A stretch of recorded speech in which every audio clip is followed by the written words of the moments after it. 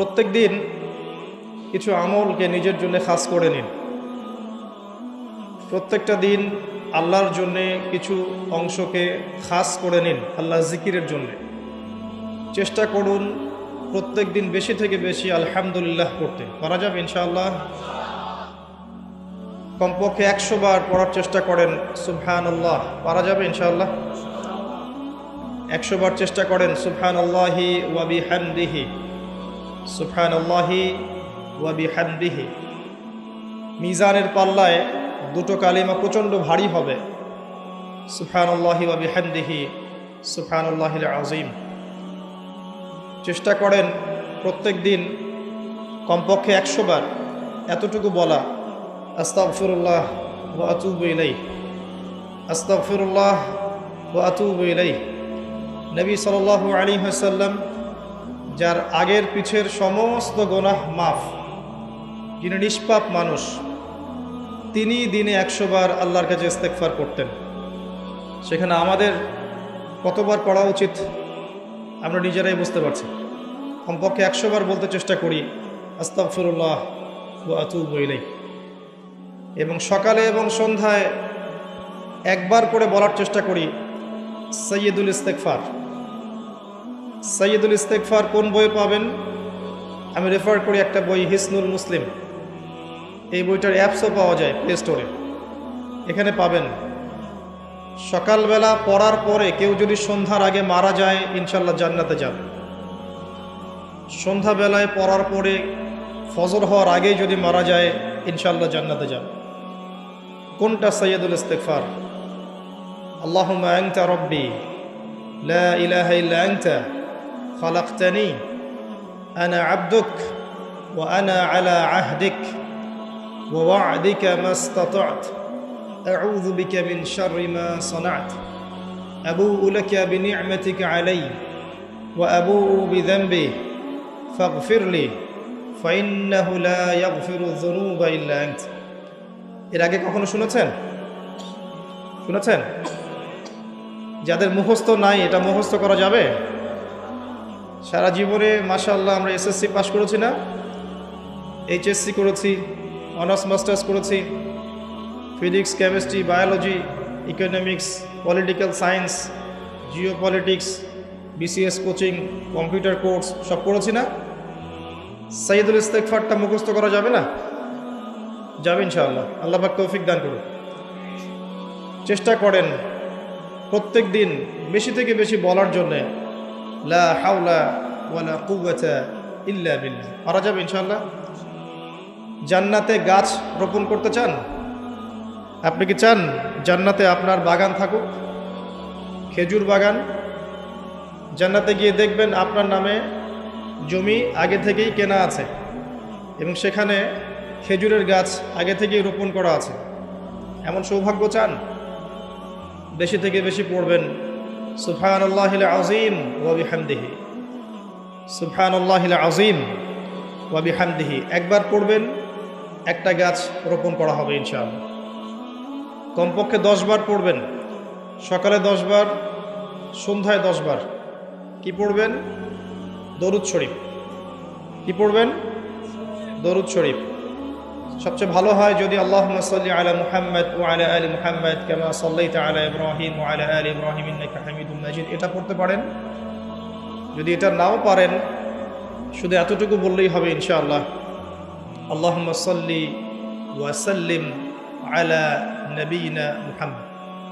পারা যাবে ইনশাআল্লাহ। আল্লাহুম্মা সাল্লি ওয়া সাল্লিম আলা নবিয়িনা মুহাম্মদ। সকালে 10 বার, সন্ধ্যায় 10 বার। কি ফজিলত! নবী সাল্লাল্লাহু আলাইহি ওয়াসাল্লাম আপনার জন্য সুপারিশ করবেন ইনশাআল্লাহ। নবী সাল্লাল্লাহু আলাইহি ওয়াসাল্লাম আপনার জন্য সুপারিশ করবেন ইনশাআল্লাহ। তবে যদি আপনি ভেবে থাকেন যে আপনি সুদ খাচ্ছেন, ঘুষ খাচ্ছেন, দুর্নীতি করছেন, অন্যের হক নষ্ট করছেন, নামাজের ধার ধারছেন না, যাকাতও দিচ্ছেন না, পর্দা করছেন না, নবী সাল্লাল্লাহু আলাইহি ওয়াসাল্লাম আপনাকে দেখে খুশি হবেন, এমনটা মনে করার কোনো কারণ নেই। যেমন নবী সাল্লাল্লাহু আলাইহি ওয়াসাল্লাম বলেছেন, এক শ্রেণীর নারী বের হবে আখিরুজ জামানে, শেষ জামানায়। কোন জামানায়? শেষ জামানায়, মানে এই নারীরা যখন বের হবে বুঝতে হবে শেষ জামানা চলে এসেছে। কথা কি বুঝতে পারছেন? কারা তারা? নবীজি বলেছেন নিসাউন কাসিয়াতুন আরিয়া মুমিলাতুন মাইলাত, এমন নারী যারা কাপড় পরেও নগ্ন থাকবে, এমন এক শ্রেণীর মহিলা যারা কাপড় পরবে কিন্তু তারপরেও নগ্ন থাকবে। আমার কি ব্যাখ্যা করে বোঝানোর দরকার আছে? যারা মানুষকে আকৃষ্ট করবে, নিজেরাও মানুষের দিকে আকৃষ্ট হবে, এই শ্রেণীর নারীদের ব্যাপারে নবী সাল্লাল্লাহু আলাইহি ওয়াসাল্লাম বলেছেন তারা জান্নাতে যাবেও না, জান্নাতের গন্ধও পাবে না। অতএব আমল যাই হোক না কেন, শুধু সকাল সন্ধ্যায় 10 বার দরুদ পড়লেই যে আমি সুপারিশ পেয়ে যাব এমনটাও ভাবার সুযোগ নেই। প্রথমত আকীদা ঠিক করতে হবে, তাওহীদ শিখতে হবে, শিরিক থেকে দূরে থাকতে হবে, সুন্নত শিখতে হবে, বেদাত থেকে দূরে থাকতে হবে, হালাল রিজিকের সোর্স তালাশ করতে হবে, পারিবারিক আদর্শটা ঠিক করার চেষ্টা করতে হবে, পর্দার বিধান মানার চেষ্টা করতে হবে, ইসলামের জন্য নিজের জান মাল সময় শ্রম ব্যয় করে কিছু করার ফিকির থাকতে হবে। যখন পরিপূর্ণ প্রচেষ্টা থাকবে এরপরে ইনশাআল্লাহ তাআলা নবী সাল্লাল্লাহু আলাইহি ওয়াসাল্লামের সুপারিশ আমাদের কপালে জুটে যাবে ইনশাআল্লাহ। যদি কোনো প্রচেষ্টাই না থাকে, কোনো প্রচেষ্টাই নাই, শুধু মুখে একবার লা ইলাহা ইল্লাল্লাহ বলেছি এবং ভাবছি যে আমি জান্নাতে চলে যাব, ফরজ ওয়াজিবের ধার ধারছি না, শিরিক তাওহীদের ধার ধারছি না, সুন্নত বেদাতের পরোয়া করছি না, হালাল হারামের কোনো পরোয়া করছি না, ভেবে নিচ্ছি যে আমি লা ইলাহা ইল্লাল্লাহ বলেছি জান্নাতে চলে যাব, তাদের জন্যে আসলে এই পৃথিবীটা নয়। পৃথিবীটা বুদ্ধিভিত্তিক মানুষদের জন্য। দেখুন, লা ইলাহা ইল্লাল্লাহ মুখে বললেই যদি জান্নাতে যাওয়া যেত, তাহলে আব্দুল্লাহ বিন উবাই মুনাফিকদের সর্দার মদিনায় ছিল, সে কি দোষ করেছে? আমার কথা কি বুঝতে পারেন? আব্দুল্লাহ বিন উবাই এর নাম শুনেছেন? মদিনায় মুনাফিকদের সর্দার, ইসলাম কবুল করেনি, পড়ে নাই, মুখে কালিমা পড়েছে না, কেন জাহান্নামে যাবে তাহলে? লা ইলাহা ইল্লাল্লাহ মুখে, তার আগে কলিজার ভিতরে, আগে কলবে, হৃদয় থেকে আল্লাহর সামনে আত্মসমর্পণ, আল্লাহ ছাড়া কোনো ইলাহ নাই, এটা মননে বিশ্বাস করা এবং সেভাবে আল্লাহর আদেশ নিষেধ মেনে চলার চেষ্টা করা। এরপরে কাজ করতে গিয়ে ভুল হতে পারে, তওবা করে ফিরে আসার সুযোগ আছে। লা ইলাহা ইল্লাল্লাহ এটাকে সরাসরি অস্বীকার করলে কাফের হয়ে যায়। আর লা ইলাহা ইল্লাল্লাহকে মুখে স্বীকার করে মনের মধ্যে কপটতা থাকলে মুনাফিক হয়। আবার লা ইলাহা ইল্লাল্লাহ বলে বিভিন্ন পাপাচারে লিপ্ত থাকলে ফাসিক এবং জালেম হয়। আর লা ইলাহা ইল্লাল্লাহকে মন থেকে বিশ্বাস করে, মুখে স্বীকার করে, কাজে বাস্তবায়ন করলে পরিপূর্ণ মুসলিম হয়। আমি কি বোঝাতে পারছি? ইমানের পিলার কয়টা? 6টা না নাকি 7টা? 5টা। সুবহানাল্লাহ। জিবরাইল আলাইহিস সালাম মুহাম্মদ সাল্লাল্লাহু আলাইহি ওয়াসাল্লামকে জিজ্ঞাসা করছেন, মাল ঈমান, আখবিরনি আনিল ঈমান। হে মুহাম্মদ সাল্লাল্লাহু আলাইহি ওয়াসাল্লাম, আমাদেরকে বলুন ঈমান কাকে বলে, আমাকে বলুন ঈমান কাকে বলে। নবী সাল্লাল্লাহু আলাইহি ওয়াসাল্লাম বলছেন, আল ঈমান, ঈমান হচ্ছে আন তুমিনা বিল্লাহ, 1 নাম্বার তুমি বিশ্বাস করবে আল্লাহর প্রতি, ওয়া মালাইকাতিহি এবং তার ফেরেশতা মণ্ডলীর প্রতি, ওয়া কুতুবিহি তার আসমানি কিতাব সমূহের প্রতি, সমস্ত আসমানি কিতাব, শুধু কোরআন নয়, সমস্ত আসমানি কিতাব আল্লাহর পক্ষ থেকে এসেছেন বিশ্বাস করতে হবে। ওয়া রুসুলিহি সমস্ত নবী রাসূলগণের প্রতি বিশ্বাস করতে হবে। শুধু মুহাম্মদ সাল্লাল্লাহু আলাইহি ওয়াসাল্লামই একমাত্র রসুল নন, এর আগেও অসংখ্য নবী রসুল এসেছেন, বিশ্বাস করতে হবে। ওয়াল ইয়াউমিল আখির পরকালের জীবনের প্রতি, মৃত্যুর পর পরকাল আছে, কবর আছে, জান্নাত জাহান্নাম আছে, মিজান পুলসিরাত আছে ইত্যাদি। 6 ওয়াল কদরি খায়রিহি ওয়া শাররিহি তাকদীর বা ভাগ্যের ভালো এবং মন্দের প্রতি বিশ্বাস করতে হবে।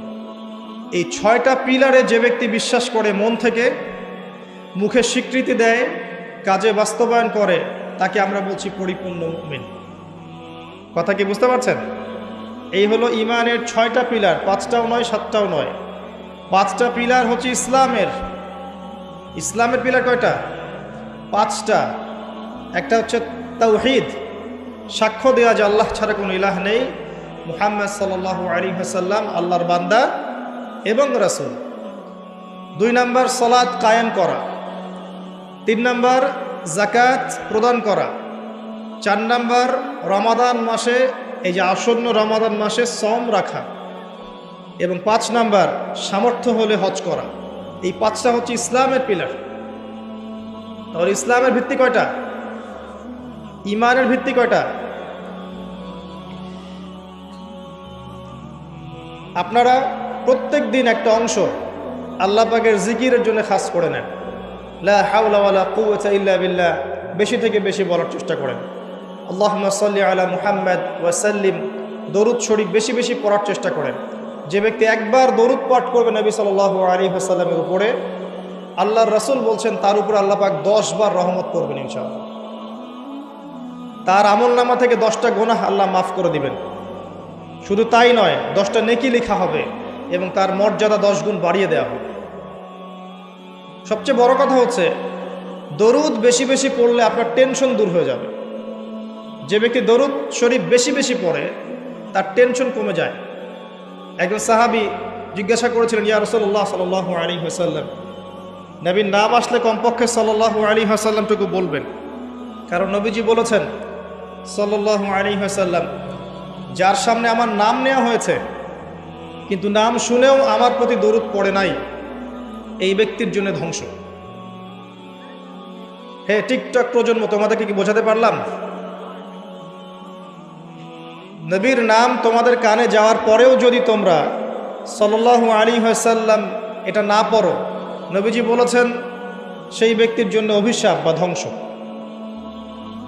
নবীজি আরও বলেছিলেন, বৃদ্ধ পিতামাতাকে পেয়েছে কিন্তু তাদের সেবা যত্ন করে জান্নাত লাভ করতে পারে নাই, এই ব্যক্তির জন্যও ধ্বংস।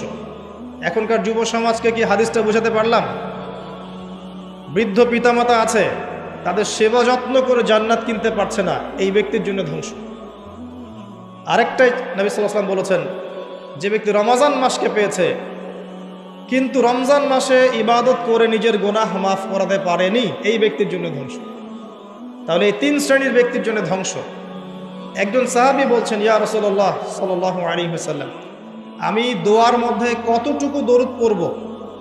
কারণ দোয়া কবুলের অন্যতম শর্ত হচ্ছে দোয়ার মধ্যে দরুদ থাকতে হবে। আমরা তো দোয়া করি আর বলি কবুল হচ্ছে না কেন, তাই না? আমাদের অবজেকশন না এটা? দোয়া করেই যাচ্ছি, কবুল হচ্ছে না কেন? দোয়া কবুলের সিস্টেম তো আপনি জানেন না। আল্লাহ পাক বলছেন, বান্দা যখন আমার কথা জিজ্ঞাসা করে, ওয়াইদা সাআলাকা ইবাদি আন্নী ফাইন্নী করিব, বান্দা যখন আমার কথা জিজ্ঞাসা করে, বান্দাকে বলে দাও হে নবী যে আমি বান্দার খুবই কাছে আছি। উজিবু দাওয়াতাদ দাঈ, বান্দা যখন আমাকে ডাকে আমি তার ডাকে সাড়া দিই। আল্লাহ বলছেন এই কথা। এবং আল্লাহ পাক তার রাসূলের মাধ্যমে জানিয়েছেন অন্য হাদিসে, রাতের শেষ অংশে, ধরে নেন যে 1টা থেকে 4টা বা 2টা থেকে 5টা, আল্লাহ ভালো জানেন, রাতের শেষ অংশে, রাতকে 3টা ভাগে ভাগ করেন। এখন চলছে রাতের 2য় ভাগ, নাকি? রাত শুরু হয় কখন থেকে? পশ্চিমাদের মতো রাত 12টা থেকে। সূর্য ডুবলেই রাত শুরু হয়। পশ্চিমারা শিখিয়েছে রাত 12টা 1 মিনিটে দিন রাত শুরু হয়, তাই না? আর আল্লাহ পাক শিখিয়েছেন সূর্য উঠলেই দিন, সূর্য ডুবলেই রাত। রাতকে 3 ভাগ করে ফেলেন। শেষ অংশে আল্লাহ রাব্বুল আলামিন প্রথম আকাশে নেমে আসেন। আল্লাহ পাক কিভাবে নেমে আসেন এটা প্রশ্ন করার দরকার নাই, এটা আমাদের বুঝে আসবে না। সবকিছু আমাদের বুঝে আসতে হবে জরুরি না। জরুরি? আমরা মনে করি যে সব কিছুর ব্যাখ্যা মনে হয় আমরা দিতে পারবো। আসলে কি পারবো? বিজ্ঞানকে জিজ্ঞাসা করেন, যে বিজ্ঞানের দাপটে এখন টেকা যাচ্ছে না। কোনো কিছুকে বিজ্ঞান দিয়ে প্রমাণ করা গেলে মানুষ বিশ্বাস করে, অন্যথায় বিশ্বাস করতে চায় না। নামাজের কথা বললেও বলে যে এর বৈজ্ঞানিক উপকারিতা কি, সেটা বলেন। আপনাকে বৈজ্ঞানিক উপকারিতা খুঁজতে হবে কি জন্য? ইয ক্বালা লাহু রাব্বুহু আসলিম ক্বালা আসলামতু লিরাব্বিল আলামিন। আল্লাহ পাক যখন বলেছেন আত্মসমর্পণ করো, ব্যাস আত্মসমর্পণ করবেন, সিম্পল। এখানে যুক্তি, বিজ্ঞান, দর্শন খোঁজার তো কোনো দরকার নাই।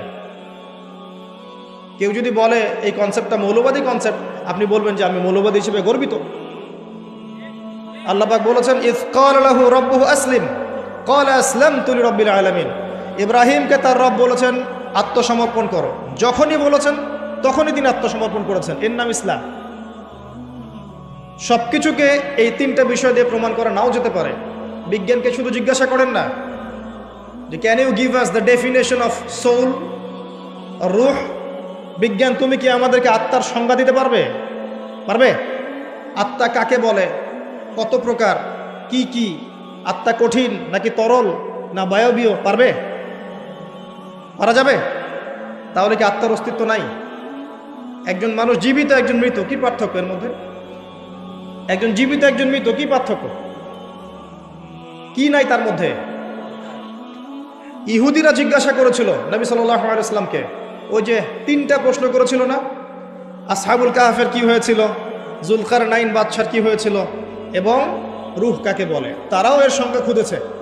আর ইহুদিদের কাছে সবচেয়ে বেশি আসমানি কিতাব এসেছে, বানু ইসরাইল। আল্লাহ পাক উত্তরে কি বলেছেন? সূরা বানী ইসরাইলের 81 নম্বর আয়াতটা পড়ে দেখো।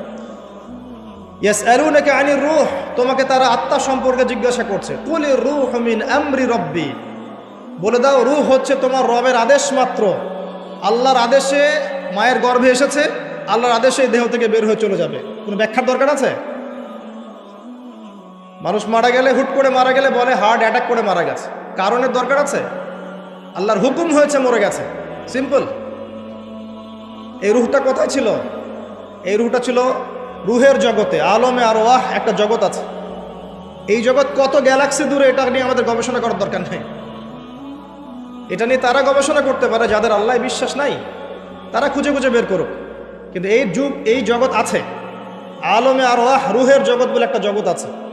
আলামে বারজাখ একটা জগৎ আছে, যেখানে মৃত মানুষের আত্মাদেরকে রাখা হয়েছে এবং এখানে শাস্তি দেওয়া হচ্ছে, অথবা সেখানে আপনার এই পুরস্কার দেওয়া হচ্ছে।